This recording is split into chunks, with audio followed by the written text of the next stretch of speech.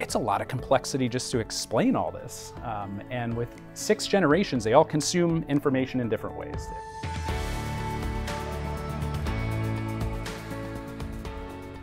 Hello, and welcome to the Workforce Newsroom. I'm Ashley Avanzado. With employees across 5 generations, from Gen Z to baby boomers, all gearing up for open enrollment, how are organizations able to meet their diverse needs?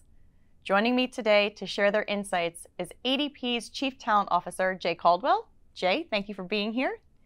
And Sina Chazrahi, CEO and co-founder of benefits experience platform Naya.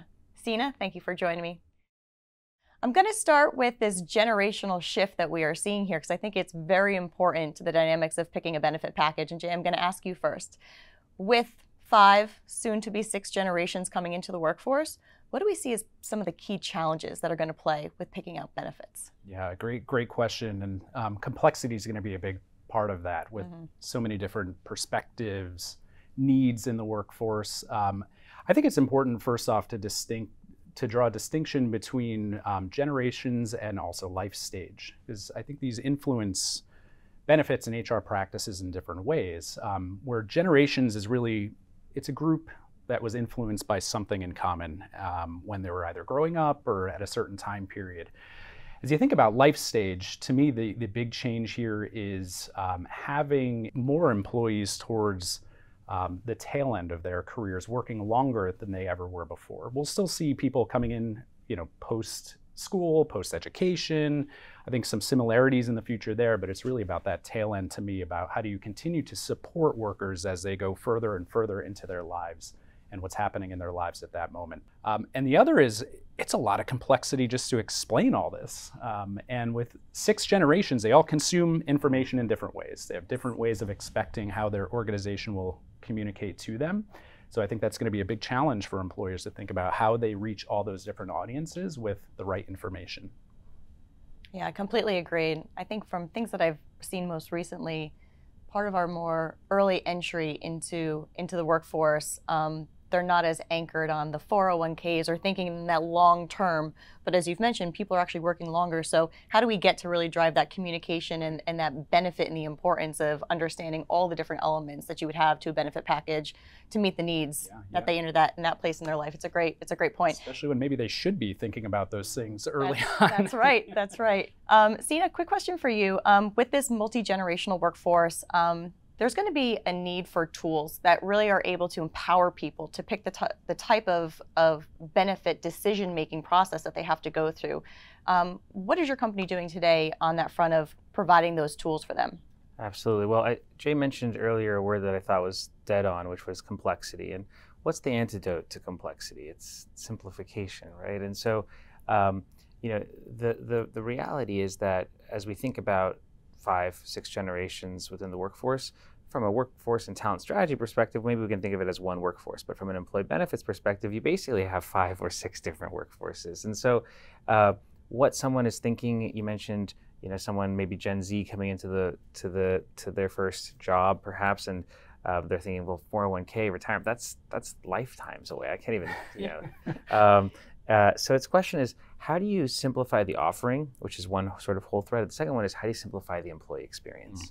How do you, we've touched on it here before, how do you meet people where they are with the benefit that matters? With the latest wave of recent grads into the workforce, many will be choosing benefits for the first time. And so I guess I'll start with you, Jay. How can employers set them up for success when they start to think about what they need at this point in time? Yeah, it's a great question. And I try to think about even the first time I chose my benefits. I probably didn't think about it as enough and really as thoroughly as I should have. So I think this is an education challenge at its heart. And most people didn't go to school understanding health benefits and financial benefits and things like that. So when you just think about basic adult learning, I think you could apply some pretty good principles to how you start to educate and onboard employees to benefits and making these choices. Like, for example, communicating why it's important, helping them really understand why something is relevant for them to think about now, as we were mentioning, like a 401k when I'm 22, maybe doesn't feel that important until you understand, well, the investments you make today will pay dividends 40 years from now. The longer you wait, the bigger the impact.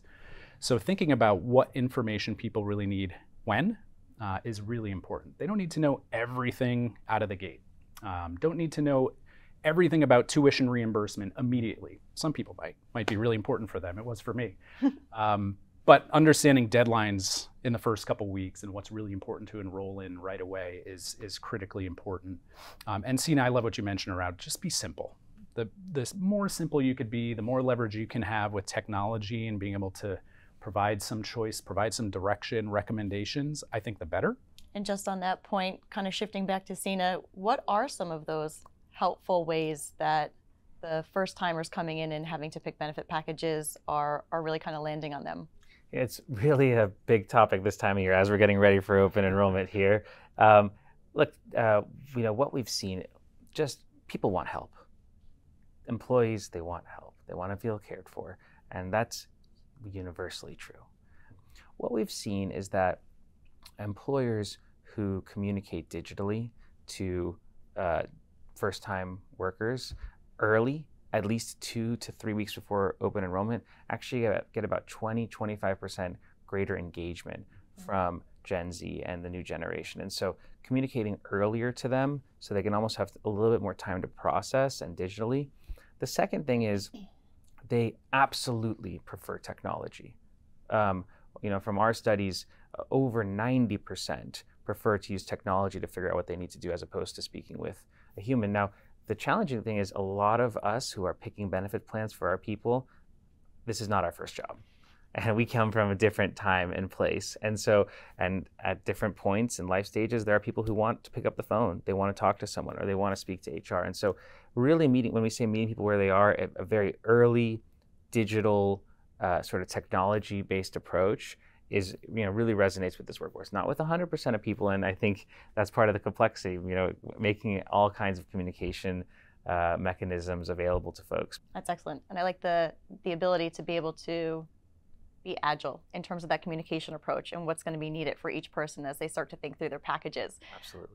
Jay, what steps can employers take to educate their employees about the different offerings that they have? When we talk about communication, we talk about this generational shift, what have you been seeing as far as how we kind of either blend the two together or really separate them for that more agile approach to communication? Yeah. Some of the basics are always going to be important. Make sure the right information is available to anyone when they need it, right? And whether that's available on demand, a portal, whether it's the right resources, the right details. But I think as an HR professional now, our biggest challenge is actually, one of our biggest challenges is attention. Everyone is distracted. I think in the course of this conversation, I probably received 20, 30 notifications on my phone. So it's constant battle for attention and helping people really be aware of what's available. So I think what's important is actually think like a marketer. How would a marketer approach getting information in people's hands? And a lot of marketing today is data-driven. So do you really understand, in terms of communication, what are people adopting today that they might not be? What should you be promoting more today versus what you did last year? Thinking about really personalizing those messages and making them relevant for different audiences or the different moments that they're in. And really trying to target communications or education at the moment it matters. So perhaps, again, using data, you can identify when did someone have a baby? Mm-hmm. When did they get married? And what benefits are relevant at that moment you can communicate at that time. That's great. And completely agree with you in terms of that. Not only is it on demand that people want to know, right? We want information now. Yeah. We don't want to have to go and always search for it, but also ensuring that we have the approach of digital at hand so that they can just quickly pull it up if something kind of hits their mind or if they have a question to be able to receive that. Sina, what strategies are you seeing when it comes to generational trends and having people learn more about open enrollment is NAIA really focused on right now? I mean, I think we're seeing sort of two key themes from folks who are having really successful open enrollments. The first one is they're early. They're early. They're making information available in multiple places through interactive different ways. The second really comes back to that personalization. And so this whole notion of open enrollment is the beginning of employee care.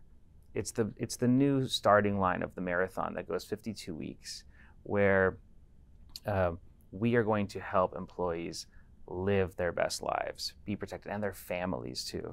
And so it's this, when you think about it as like the starting line for employee care, when you think about it as being able to create an environment where employees can share data and get help during that open enrollment period, personalized recommendations, personalized guidance, and then building those muscles so they can receive that personalized guidance all year long.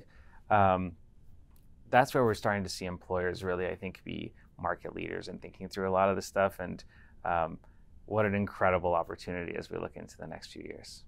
It's definitely exciting times, particularly with technology and even just thinking about the complexity across generational changes. I want to thank you both for joining me today in this discussion. And for all of you out there, please head to adp.com/benefits for more resources on open enrollment, and follow us at ADP on LinkedIn.